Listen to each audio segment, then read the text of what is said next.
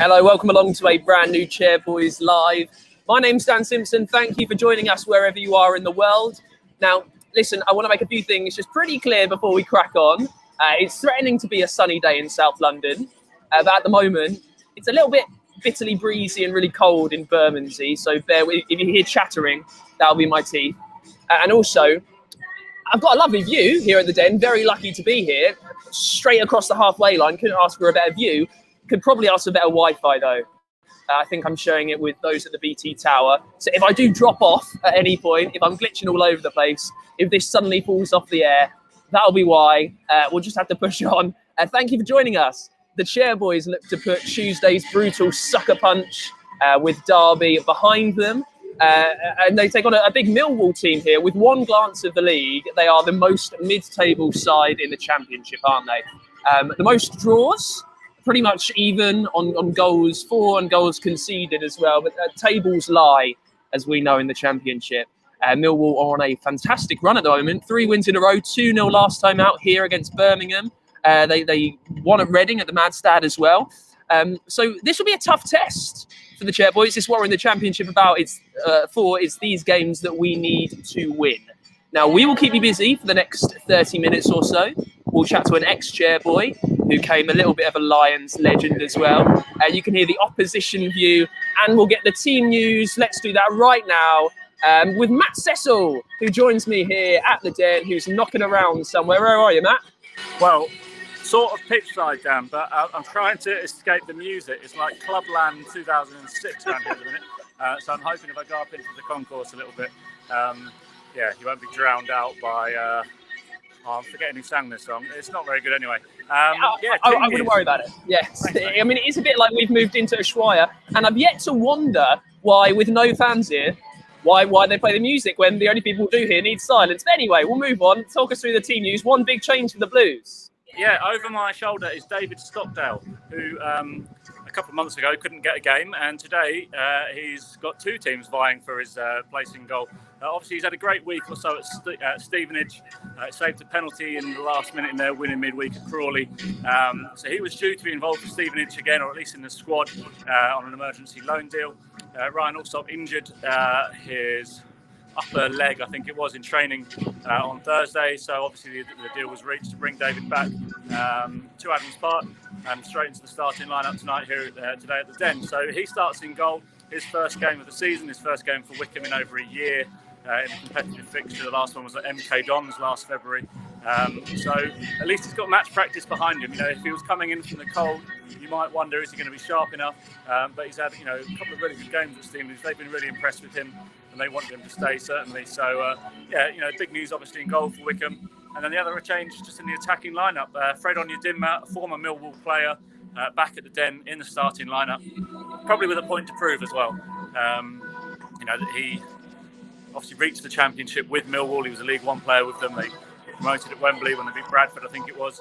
And he probably feels he never really got the chances in the Championship, never got the chance to stamp down his place in the team at what is the club he grew up with. And developed and made his senior debut before coming to Wycombe on loan 7 years ago now. So he comes in for Gareth McCleary. Gareth, I think you've seen, has been wearing a bit of knee strapping in recent games. So again, the Tuesday combination, maybe just working against him. But you see the subs bench. There's a number of players that could have come in: Kashkit, Musque, Samuel. All adept at playing in that front line. It's Fred who gets the nod, and I'm sure he'll be raring to go today. Excited to see Fred out there. I know he was quite divisive amongst Millwall fans. Some loved his burst of energy, loved the enthusiasm and the attacking flair. Others maybe never got the chance to see how good defensively he has been, and I guess that's all down to the work of Gareth Ainsworth. Yeah, I'm sure every winger just wants to be allowed to stay in the opposition half for 90 minutes, get the ball, run at the defence, cause problems, create goals, score goals. That's not going to be conducive to a Gareth Ainsworth side. We defend as a team, we lead from the front, and our attacking players do have to track back, and we've seen some great examples in recent years of players, and that's why David Wheeler, I think, is exactly a Gareth Ainsworth type player, because when he plays in that front three, he'll still be back in his own box, winning headers and getting us going. So, Fred's had to adapt, obviously, to the Wycombe way, and I think when he gets going, he's a real hot prospect. And there were periods last season, certainly in the playoffs, obviously.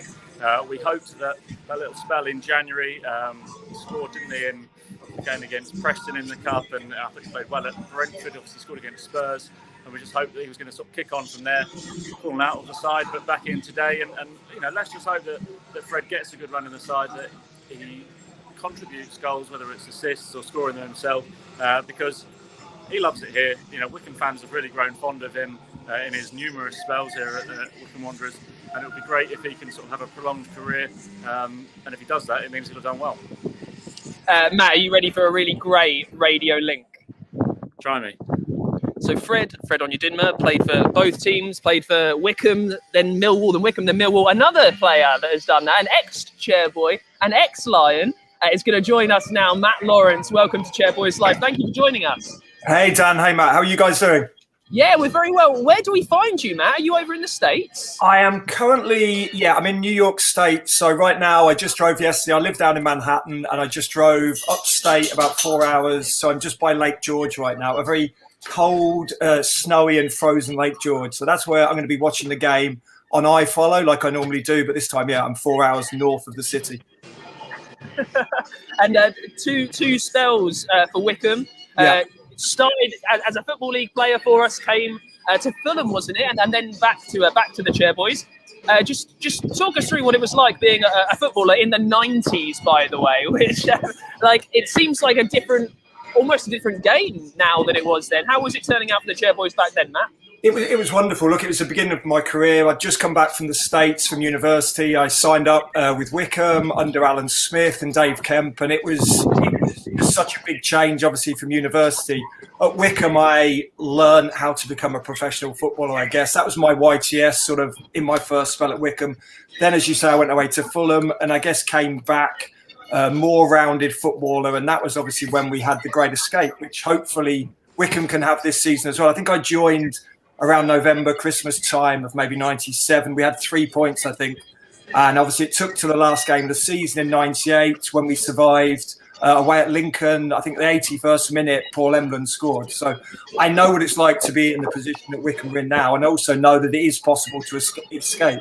Look, I know it's going to be tough, and it'll be a tough game today at the Den or at the new Den with Millwall, but it's certainly something that's feasible, that escape. It's 10 points. It's obviously 3 wins and a draw away from safety, but it's something that's feasible. It is still possible. I know it's a big ask, but I'm very much looking forward to the game today. Matt, how did the team do it back in '99? You said you were involved in that season under Sanchez. I remember there were games towards the back end of that year where it felt like our chance was probably gone. I think we lost at home to Northampton or Blackpool or something like that it was. And I think being a fan at the time, we thought, you know what, that's probably game over. But how did the team pull off the Great Escape that year?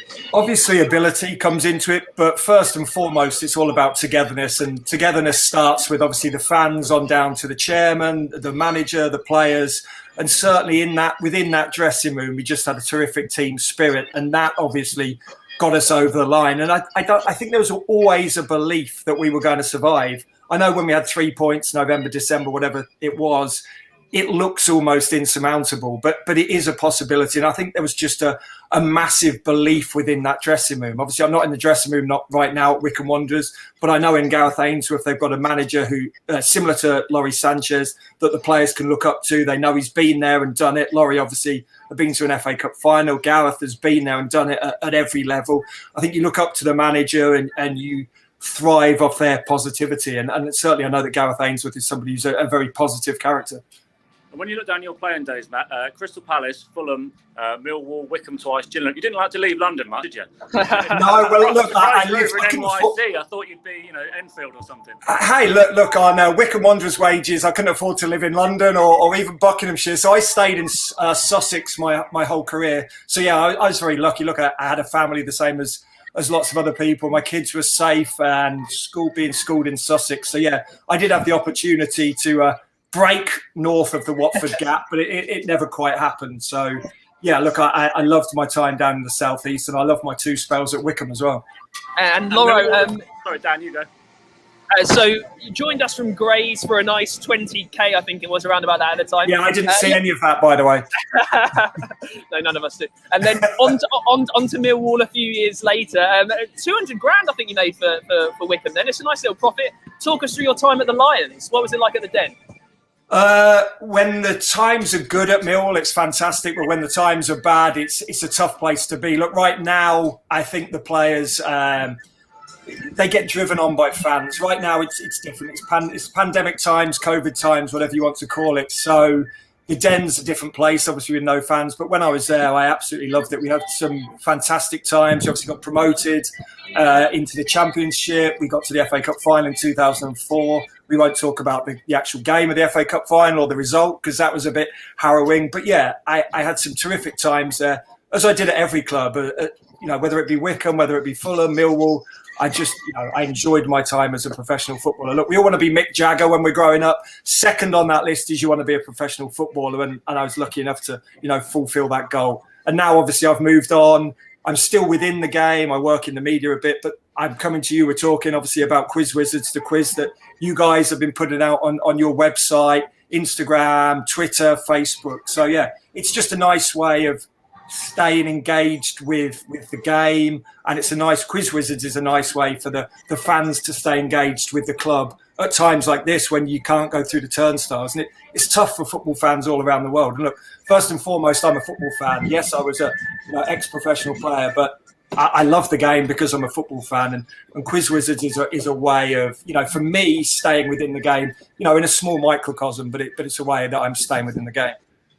Yeah, Matt, it's been great sort of working with you this week, and it's amazing how small the world can be sometimes. When we're in with the guys at Quiz Wizards and they say, we've got Matt Lawrence working with us, and obviously he's an ex-Wycombe player. It's amazing the connections there. For those watching that aren't aware, Quiz Wizards, it's a quiz that's live at the moment across the social media platforms. We'll tweet it out again in a moment once we come off here. There are 10 questions all about Wycombe and Millwall. The quicker you answer, the more points you get. And for the overall winner of both clubs, there's a signed football for the Wycombe winner, and there's some chocolate, I think, and a hat and a scarf from Millwall for the Millwall winner, and there will be an overall prize for that winner. Matt, when you saw the questions, I know you were reading them out on the quiz. How many did you get right, or how many would you have got right? How many would I have got right? I think I would have got about 5 or 6 of them. Like I'd have got when the club was founded and when the grounds were built. Obviously, Adams Park and the new Den were built at similar times in the early 90s. But yeah, look, it's just a fun way for fans to stay engaged with their football club, whether it be Wycombe, whether it be Millwall, or whether it be the other clubs that we work with around the country. We work with Doncaster and Oxford United, Oxford City. Sorry, so it's a thriving business, and we're just hoping to get ingratiated within the Football League and the Premier League over the next sort of few months. And when I was looking for photos, I found one from, I think, 98, which was black and white. We had to recolour it. But 2010, you're playing for Gillingham against Wycombe. And in the background of the photo I saw was Mr. Adebayo Akinfenwa, a teammate of yours at the Gills. What was he like to play on the same side as back then? He's a great player to play with. Obviously, he was a lot younger back then, 11 years younger, so he got about the field a lot more. He was probably slightly stronger back then as well. I know he likes to say that he can bench press, goodness knows, half the team. But yeah, he's a wonderful player, and more to the point, he's a wonderful human being. I remember clashing heads with him in training, and I came out the worst. I got 6 stitches. That's just playing against him in training. So I'd hate to mark him. I really would. He's a gentle giant, but on the pitch, that certainly changes. And yeah, I wouldn't want to lock horns with him again, that's for sure. Lauro, stay there. Sess, I know you've got a fair old schlep to get back up here. We're, as I said, at the top of the BT Tower, so I'm going to let you go, mate. I'll see you in just a sec. Lawrence, Matt, I'd ask you one last question because I'm insanely jealous of you, mainly because you've managed to carve out this career over in the States. What business have you in America? Why do you find yourself in Manhattan? I went to university back 92 to 96, went to university in upstate New York, probably only an hour from where I am now. Went home and obviously had a successful career. Then I met an American girl, so got married, came over here to America. Her business, she's a lawyer, so it's a lot easier for her to be in New York City. So, yeah, I'm very fortunate to live in, a wonderful city, one of the best cities in the world. But yeah, right now it doesn't matter where you are, does it? You're stuck inside your house predominantly for most of the time. I've been lucky to get away this weekend, sort of drive 4 hours north, as I say, to Lake George. But yeah, it's tough times for everybody, which is why we need football to bring us some fun, why we need quiz wizards to give us a little 3 to 5 minutes of fun and stay engaged with our football clubs. It's just a tough time for everybody, I did apply for the track and trace contract, but I wasn't married to the right person, so I had to go and work for quiz wizards. And with that, we'll let you go. Matt Lawrence, thank you so much for joining us on Share Boys Live. Good luck over there. And best of luck to everyone. Best of luck to everyone playing with Quiz Wizards. Thank you very much, Matt. There you go. What a legend. Lovely having Matt Lawrence on Share Boys Live, joining us all the way from America. Now, we're going to get the opposition view in just a sec. Very quickly before we do, as always on Share Boys Live in the worldwide Wycombe phenomenon, I'd love to know where you are watching this right now. Drop me a note in the comments. Let me know where you are. Also, we're in London. We're in the capital. The capital is known for its amazing, incredible days out.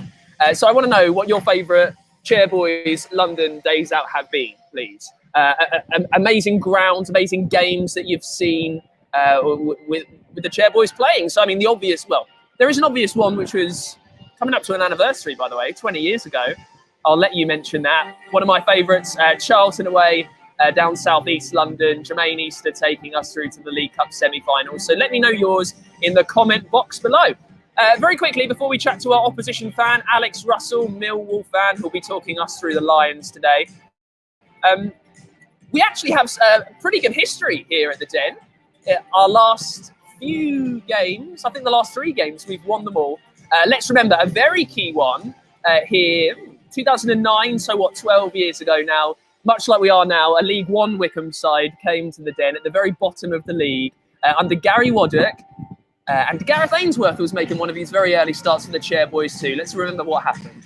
Rock bottom of League One, Wycombe Wanderers are one of only 2 sides in this division, along with Gillingham, yet to win away from home.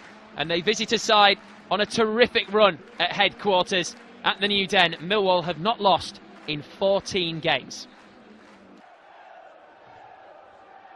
Drove the corner in. Oh, what a header! And Wycombe lead. That was not in the script. Chris Westwood puts Wanderers in front. And who would have expected that, with Millwall on such a good home run and Wycombe incapable of winning away? Through ball has found Kevin Betsy. This could seal it. It's 2-0 to Wycombe Wanderers with 18 minutes to go. And surely now they're on their way to their first away win this season. They've deserved it, have Gary Waddock's side, for the way they've played in the second half. And we could use a similar 3 points today. Amazing work there from Kevin Betsy and Chris Westwood. Always nice to remember a face. Very quickly, while we're here in the capital, I'm asking for your favourite Wycombe capital moments. Kathy Locke has agreed with Stephen Gravitt, who says the best one was Spurs away. That won't be beaten in a long time. I know it's interesting, isn't it, to remember a game that we actually lost so fondly. What an experience that was, to be one of the last cup games at White Hart Lane. Thank you very much, Stephen. Thank you very much, Kathy, for that.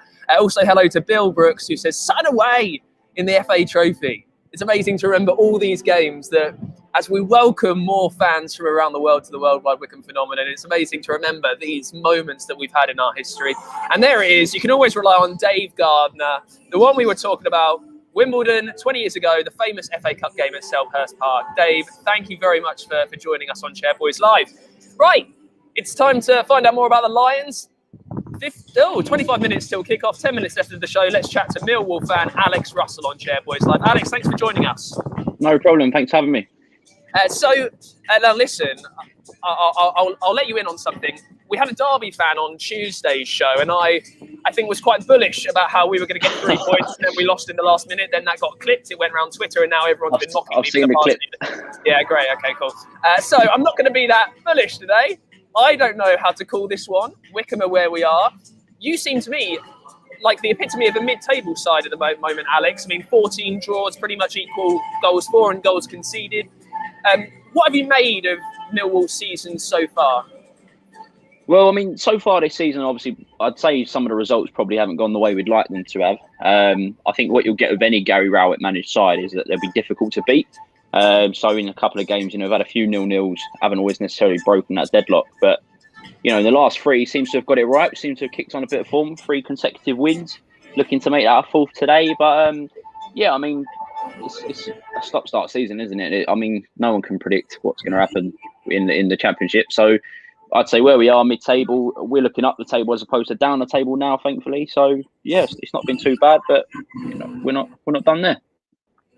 Well, the Wycombe squad, their mission is pretty clear for the following 17 games or whatever it is to stay away from relegation. What do you reckon the Millwall lads are kind of thinking through what will happen until May or maybe June, whenever this ends up finishing? What will they look to happen in the last few games of the season? Well, I mean, hopefully, a couple more wins, and then, it was only a couple of games ago, we were looking down the bottom of the table, looking at relegation ourselves. So hopefully, as far away as that we can get from that, then they'll just be looking to take each game as it comes, I'd imagine. Just pick up the points as and when they can. But I think there's no pressure on us as a squad. We're not a squad with the biggest balance, or there's no expectation on us really. So I think we can just go out and play each game as it comes, and hopefully pick up a couple of good results on the way. Now, you've got Matt Smith starts today. Matt Smith will be known to EFL fans all around the country. Have goals been a problem for the Lions so far this season? Alex, could you do with putting a few more in the net? I mean, everyone could, but what about Millwall? Yeah, definitely. I mean, goals are pivotal to any team's sort of way they play. It's just about taking your chances, really. We create a number of chances.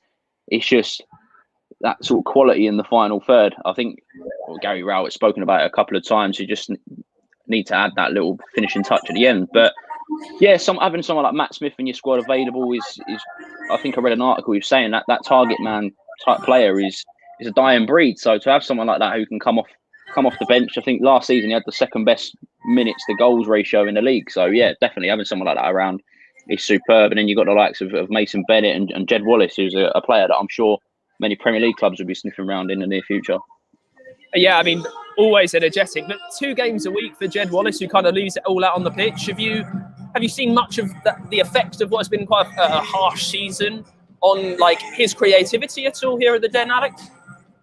I mean, yeah, the problem with Jed is that I find, last season he sort of plateaued off around the sort of February time when, you could see he was getting fatigued.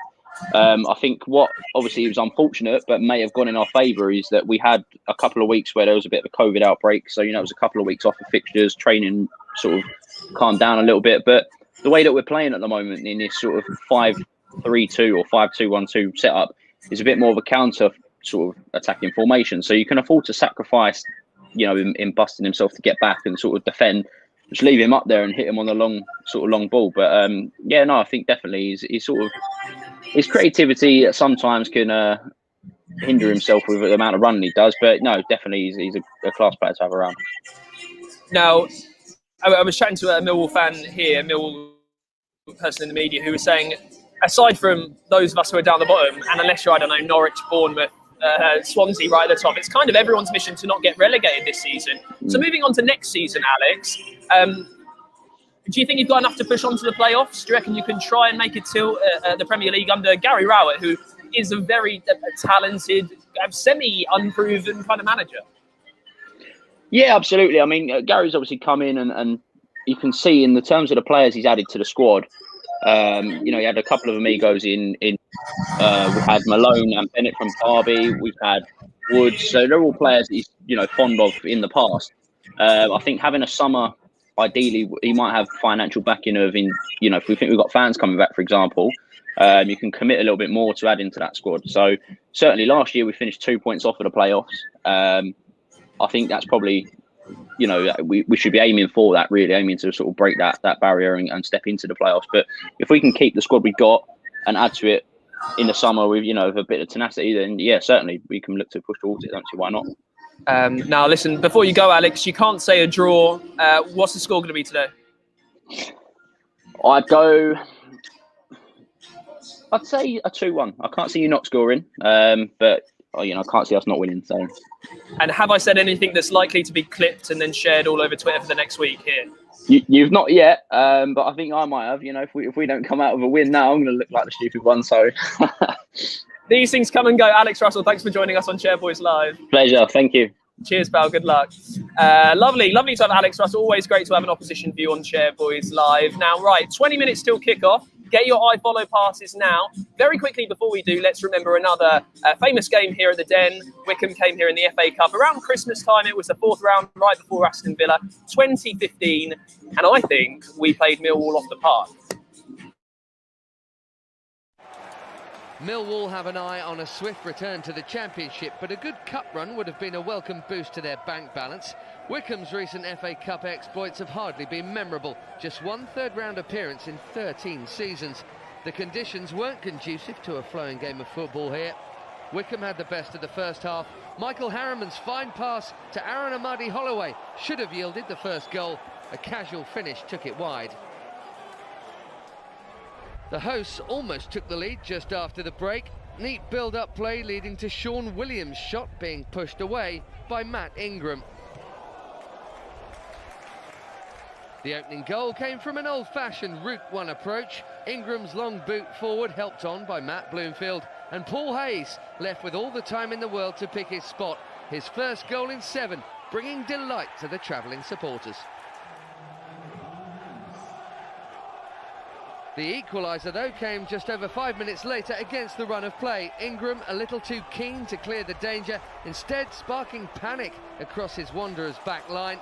After a game of head tennis in the visiting penalty area, the ball eventually broke to Ben Thompson, who found the bottom corner, rounding off a great week for the midfielder, having put pen to paper on a new contract on Thursday. Wycombe thought they'd retaken the lead when Aaron Holloway's superb run released Sam Wood. His perfect centre was met by Michael Harriman, but his glance to the assistant referee told its own tale. He wasn't sure, the assistant was offside. Just as we looked to be heading back to Bucks for a replay, there was late drama.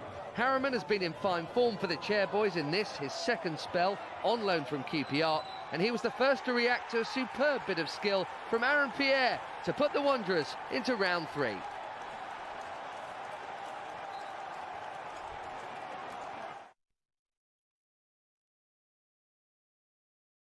It's funny, isn't it, what you forget? I completely forgot that skill from Aaron Pierre there. These things come and they creep up on you, don't they? Listen, thank you very much for watching another Chairboys Live. 15 minutes to kick off. Make sure you get your iFollow passes now, and you will be treated to the dulcet tones of Matt Cecil and me on comms today. So, you know, your day only gets better. iFollow passes right now, wwfc.com for that. This is when we need to kick it into gear. The run to safety starts now. Wycombe versus Millwall, 3 o'clock kickoff. Get your iFollow passes now. Thank you very much for watching Chairboys Live. We will see you soon.